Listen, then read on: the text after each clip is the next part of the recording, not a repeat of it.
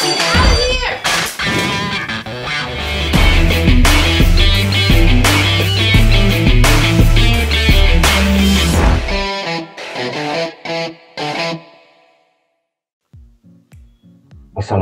warahmatullahi wabarakatuh. Hari ini bersama saya Nofrizal Ahmad Novan, kita akan membahas tentang kebugaran jasmani, kesehatan, dan keterampilan. Di mata kuliah MKU Pinjas ini tentunya banyak hal yang akan kita kupas yang berkaitan dengan keterampilan berolahraga, dengan kebugaran jasmani, juga dengan kesehatan. Sebelum kita maju lebih lanjut, ada kalanya kita perlu mengetahui bahwasanya ciri manusia bergerak adalah manusia yang beraktivitas. Artinya manusia itu bergerak.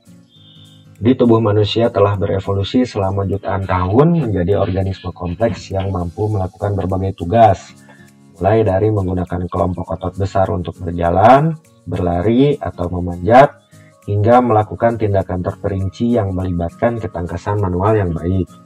Manusia senantiasa mencari sumber makanan. Sebagai pemburu atau pengumpul makanan, orang-orang perlu berjalan jauh untuk menemukan makanan. Juga perlu berlari cepat dan jauh untuk dapat menghindari serangan predator. Makanan di zaman dahulu seringkali langka dan sulit diperoleh, sehingga menyebabkan tubuh manusia dapat beradaptasi dengan menghemat energi untuk digunakan selama masa kelaparan. Seiring dengan perkembangan peradaban, kekuatan dan pergerakan manusia terus digunakan untuk melakukan aktivitas seperti bertani, membangun bangunan, juga mengangkut barang. Namun, pada awal abad ke-21, begitu banyak aktivitas fisik telah disingkirkan dari kehidupan, sehingga orang-orang mungkin mulai mengabaikan betapa pentingnya hal itu bagi kesehatan dan kesejahteraan jasmani kita. Penurunan tingkat aktivitas fisik mungkin tampak bertentangan dengan persepsi populer di masyarakat. Masyarakat lebih senang melakukan gaya hidup sedentary, yaitu dengan duduk berlama-lama di depan komputer, tidak melakukan aktivitas fisik yang cukup, sehingga memiliki konsekuensi yang serius bagi kesehatan masyarakat. Sementara klub, alat-alat, fasilitas olahraga, serta berita di media massa tentang kesehatan, tentang kebugaran lebih banyak dari tahun-tahun sebelumnya. Namun, banyak pengetahuan tentang aktivitas fisik tampaknya tidak diterjemahkan ke dalam perubahan perilaku. Yang paling terlihat adalah peningkatan tajam obesitas di seluruh kawasan Asia Tenggara dalam beberapa tahun terakhir. Obesitas bukan hanya masalah kosmetik, tapi terkait dengan kondisi kesehatan yang serius, terutama peningkatan risiko diabetes dan penyakit kardiovaskular. Apa sih kebugaran jasmani? Jadi kebugaran jasmani adalah kesanggupan dan kemampuan tubuh untuk melakukan penyesuaian terhadap pembebanan fisik yang diberikan kepadanya. Tentunya dari kerjaan dia sehari-hari tanpa menimbulkan kelelahan yang berlebihan dan masih memiliki cadangan sisa tenaga untuk melakukan aktivitas lainnya.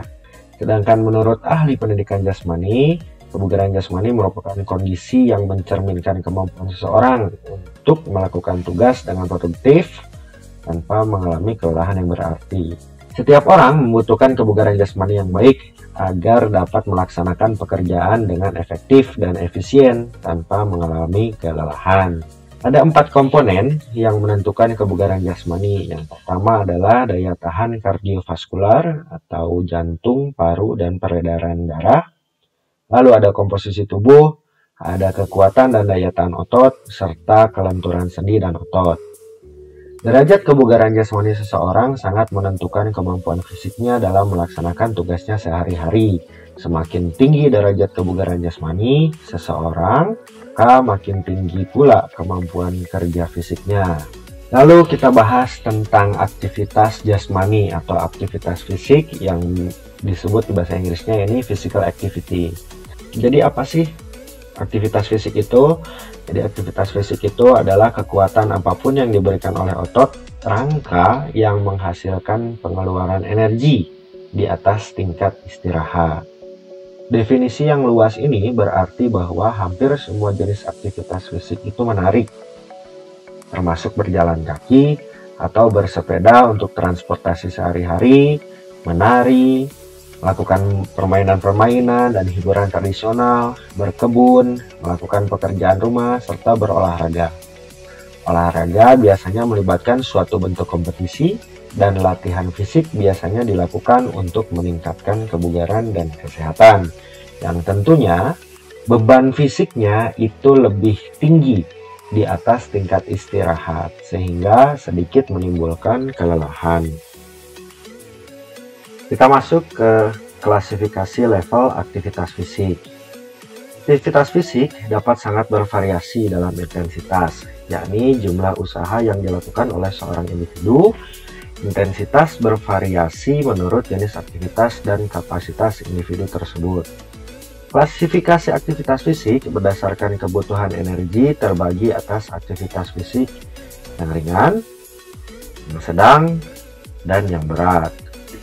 Aktivitas fisik ringan adalah segala sesuatu yang menggerakkan tubuh, sama dengan aktivitas sehari-hari, meliputi berjalan kaki, mengerjakan pekerjaan rumah tangga, duduk bekerja di depan komputer, membaca, menulis, ataupun mengendarai kendaraan bermotor. Di aktivitas fisik yang rendah ini, kita bisa lihat bahwasanya hanya berjalan, hanya duduk, itu memerlukan sedikit tenaga. Lalu yang paling jelas adalah tidak menyebabkan perubahan dalam pernafasan, masih seperti biasa, tidak begitu lelah. Saat melakukan aktivitas ini masih dapat berbicara dengan lancar dan masih bisa bernyanyi. Kurang lebih kalori yang dibakar dalam 1 menitnya itu sekitar kurang dari 3,5 kilokalori per menit.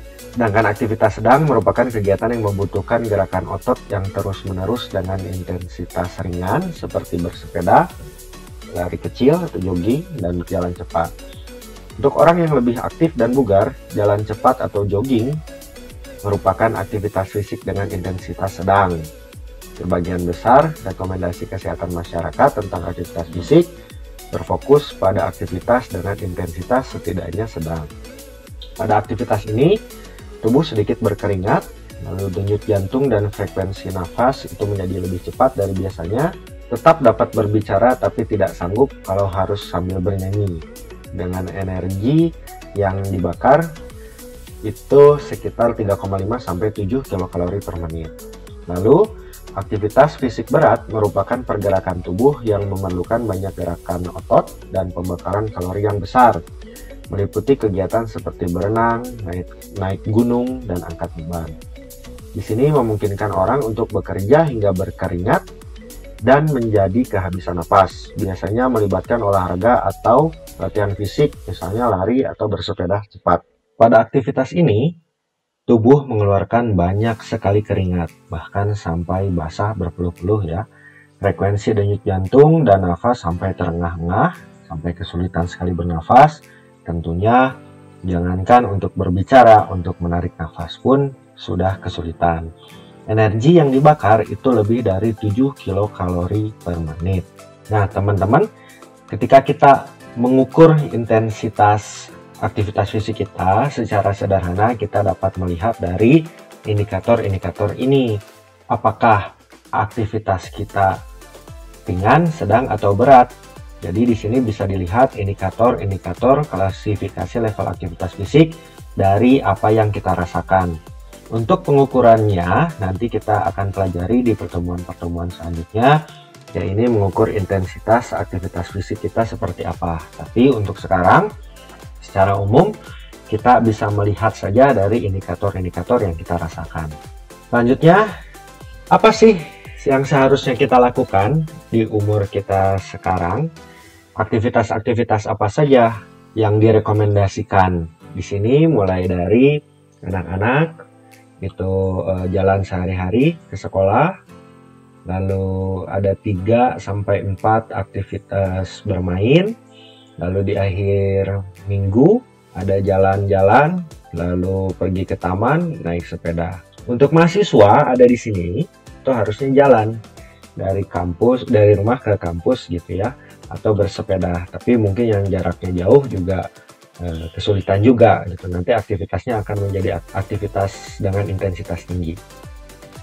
Lalu berusaha menggunakan tangga Jadi kita burn calories, not burn electricity.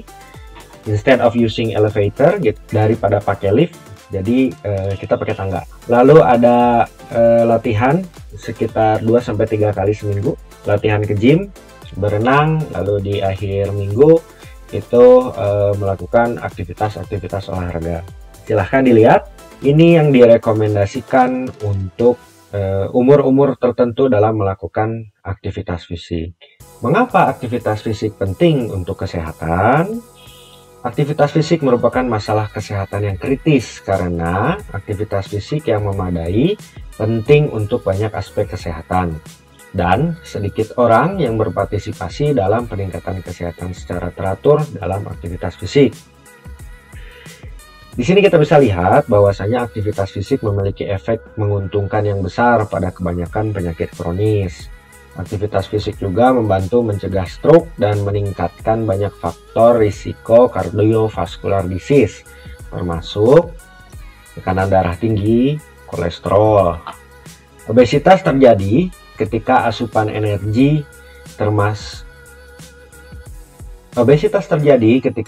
energi melebihi total pengeluaran energi, termasuk kontribusi rendahnya aktivitas fisik merupakan faktor yang signifikan dalam peningkatan dramatis prevalensi obesitas.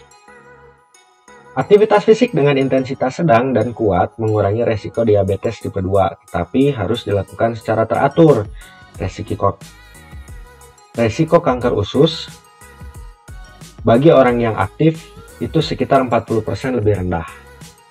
Aktivitas fisik juga dikaitkan dengan penurunan resiko kanker payudara pada pasca menopause untuk wanita. Lalu partisipasi dalam aktivitas fisik sepanjang hidup dapat meningkatkan dan menjaga kesehatan otot dan tulang, atau mengurangi penurunan yang biasanya terjadi seiring bertambahnya usia pada orang yang tidak banyak bergerak. Aktivitas fisik dapat mengurangi gejala depresi dan mungkin stres juga kecemasan. Ini juga dapat memberi manfaat psikologis dan sosial lainnya yang mempengaruhi kesehatan. Kita lihat di sini digambar bahwasanya beberapa penyakit degeneratif itu bisa diturunkan melalui aktivitas fisik yang teratur dan rutin. Nah, ini manfaat-manfaatnya tentunya secara kesehatan otot dan tulang, lalu juga kesehatan mental kita akan semakin baik seiring dengan kita secara teratur melakukan aktivitas fisik. Masih ingat kan ini? Sofia Lachuba di usia 50 tahunnya dia masih tetap berolahraga secara rutin.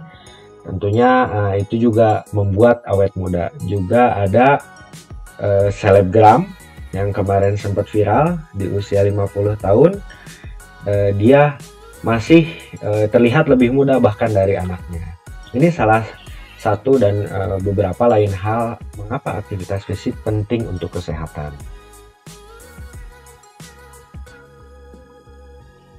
Setelah kita tadi banyak berbicara tentang kesehatan dan kebugaran jasmani, sekarang kita akan mengupas sedikit tentang keterampilan atau skill. Ada banyak definisi tentang apa yang kita maksud dengan keterampilan. Tentunya sebagian besar memiliki beberapa ciri umum. Secara umum diterima bahwa keterampilan merupakan hasil dari sesuatu yang dipelajari secara konsisten dan spesifik. Selain itu, berorientasi pada tujuan, yaitu orang tersebut bertujuan untuk mencapai beberapa hasil tertentu. Hasil ini dapat bersifat kuantitatif, ditentukan oleh kinerja suatu gerakan yang dapat diukur secara objektif, atau kualitatif diukur dengan penilaian secara subjektif. Untuk menelaah sifat keterampilan lebih lanjut, kita dapat fokus pada setiap komponen definisi kerja kita. Bahwasanya keterampilan itu dipelajari. Meskipun kita sering mendengar orang mengatakan bahwa seseorang adalah pemain sepak bola atau pemain tenis yang dilahirkan, itu tidaklah benar. Karena keterampilan yang paling dasar saja seperti berjalan, berlari, memukul, melompat itu perlu dipelajari. Kan tidak mungkin ketika seorang bayi lahir dia sudah bisa melakukan salto, dia sudah bisa melempar bola, menangkap bola, tidak mungkin. Sehingga keterampilan yang paling dasar saja itu harus dipelajari gitu. Lalu kita tidak dapat mengatakan bahwa kita telah memperoleh suatu keterampilan sampai kita dapat melakukannya secara konsisten. Kalau misal seseorang bilang, oh saya bisa melakukan salto gitu, tapi hanya sekali, mungkin itu faktor keberuntungan. Tapi yang disebut dengan memiliki keterampilan adalah kita bisa menggunakan keterampilan tersebut secara konsisten. Bagi kebanyakan orang, mempelajari suatu keterampilan adalah eksplisit, yaitu kita secara sadar mulai melakukan sesuatu yang telah kita lihat atau disuruh untuk dilakukan. Apakah kita mempelajari suatu keterampilan secara eksplisit atau implisit? Keterampilan itu khusus untuk tujuan yang kita capai. Jika ini masalahnya, kita tidak dapat membantah bahwa keterampilan harus dipelajari, karena kita memperoleh banyak keterampilan tanpa secara sadar, dengan mencoba meniru seseorang atau mengikuti serangkaian instruksi dari guru atau pelatih kita. Ada klasifikasi keterampilan, yaitu yang pertama fine motor skill atau keterampilan motorik halus, ada gross motor skill atau keterampilan motorik kasar. Di sini, keterampilan motorik halus jarang ditemukan dalam olahraga dan merupakan keterampilan yang membutuhkan penggunaan sedikit anggota tubuh dan dilakukan dalam ruang terbatas, misalnya menulis, mengetik, menjahit, menyolder komponen elektronik, dan sebagainya.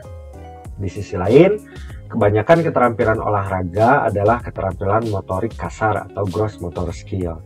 Mereka membutuhkan penggunaan beberapa anggota tubuh, seringkali seluruh tubuh, dan cenderung berlangsung di ruang yang relatif besar.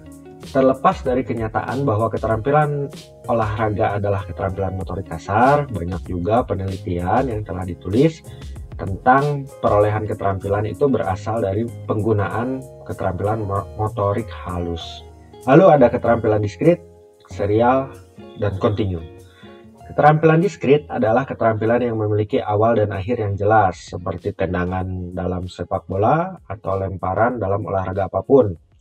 Keterampilan diskrit menyangkut kinerja satu tindakan dalam isolasi dari tindakan lain. Kita tahu awal gerakannya, akhir gerakannya. Di sisi lain, keterampilan serial adalah ketika kita menggabungkan dua atau lebih keterampilan terpisah. Misalnya, triple jump, kita melakukan lompat 3 kali, seperti keterampilan terpisah. Mereka memiliki awal dan akhir yang pasti, tetapi satu komponen mengarah ke komponen lainnya.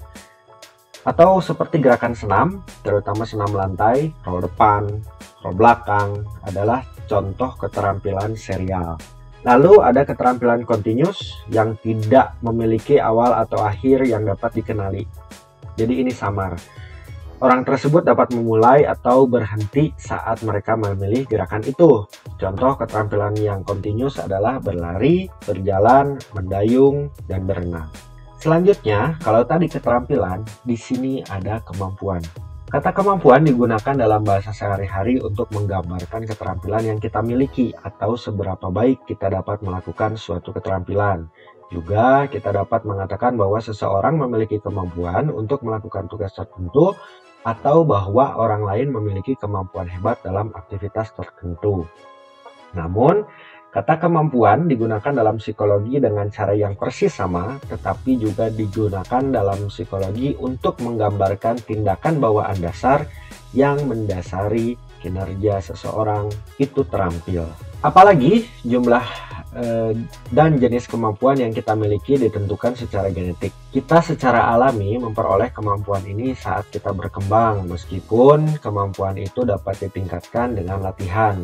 Jumlah peningkatannya bagaimanapun dibatasi oleh faktor genetik. Secara umum, dianggap bahwa jumlah dan jenis kemampuan yang kita miliki yang mendukung kemahiran kita itu adalah turunan dari orang tua kita, serta gagasan bahwa kita memiliki kemampuan bawaan yang mendasari kemampuan kita untuk memperoleh dan melakukan keterampilan olahraga telah bersama kita selama beberapa waktu, sehingga premis dasar ini sampai hari ini tidak tertandingi. Kita dilahirkan dengan kemampuan alami tertentu, memiliki daya tarik intuitif. Kita hanya perlu mengamati orang-orang di sekitar kita untuk melihat bahwa individu yang berbeda memiliki bakat yang berbeda pula. Kita semua tahu orang-orang yang menyukai musik atau ahli dalam keterampilan yang membutuhkan penggunaan tangan mereka seperti pianis, gitaris ya. Lalu gagasan bahwa orang memiliki kemampuan yang mempengaruhi mereka untuk memperoleh banyak keterampilan dalam olahraga mengarah pada gagasan tentang pemain-pemain yang dilahirkan. Kita tidak dianggap telah mempelajari suatu keterampilan sampai kita dapat melakukannya dengan konsisten. Proses perolehan konsistensi ini yang dimaksud dengan belajar, karena belajar adalah perubahan yang relatif permanen dalam kinerja yang dihasilkan dari praktik atau pengalaman masa lalu. Istilah relatif permanen ini berarti sama dengan konsisten. Ini adalah deskripsi yang lebih akurat karena tidak ada yang bisa benar-benar konsisten, karena ada banyak faktor yang mempengaruhi kinerja kita. Bahkan ketika kita bisa melakukan suatu keterampilan yang bersifat otomatis, kita mendapati diri dari tahun ke tahun. Kalau kita tidak terus melatih itu, kita menjadi tidak terampil. Di sini kita bisa membedakan ya. Jadi apa yang dimaksud dengan keterampilan, apa yang dimaksud dengan kemampuan. Secara faktor psikomotor, kalau misalkan kita tidak punya turunan kontrol presisi yang baik, koordinasi tangan kaki yang baik, waktu reaksi yang baik, tingkat kontrol yang baik, atau kecepatan yang baik, itu tidak akan memberikan hasil maksimal ketika itu dilatih. Bagaimanapun, keterampilan itu berdasarkan pada kemampuan. Juga faktor fisik, ada fleksibilitas statis, ada fleksibilitas dinamis, ada kekuatan statis, daya ledak, stamina.